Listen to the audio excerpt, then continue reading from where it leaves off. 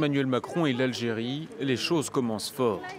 2017, encore simple prétendant à la fonction présidentielle, le candidat En Marche évoque la colonisation, un crime contre l'humanité selon lui. La colonisation fait partie de l'histoire française, c'est un crime contre l'humanité, c'est une vraie barbarie, et ça fait partie de ce passé que nous devons regarder en face, en présentant aussi nos excuses à l'égard de celles et ceux vers lesquels nous avons commis ces gestes. Mais l'automne dernier, c'est le coup de froid. Quand Paris annonce réduire le nombre de visas accordés aux Algériens, une mesure de rétorsion face au refus d'Alger d'accepter ses ressortissants expulsés de France. La crise s'aggrave en septembre.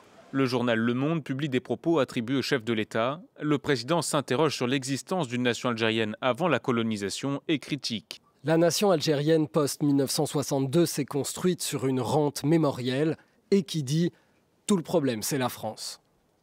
C'en est trop pour l'Algérie qui rappelle son ambassadeur en France et ferme son espace aérien aux avions militaires engagés au Sahel.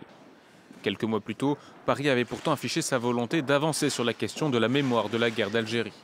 Le rapport remis par l'historien Benjamin Stora à Emmanuel Macron déçoit pourtant Alger, qui déplore l'absence d'excuses officielles pour la colonisation. Le président de la République a pourtant multiplié les gestes depuis, notamment en rendant hommage aux 9 personnes tuées lors d'une manifestation pour la paix en Algérie, au métro Charonne en 1962.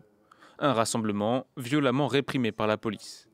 Il a aussi dénoncé des crimes inexcusables lors de la commémoration du massacre de dizaines d'Algériens en octobre 1961. Des gestes qui visent à normaliser les relations entre Paris et Alger qui se sont apaisées ces derniers mois, mais restent encore marquées par le poids du passé.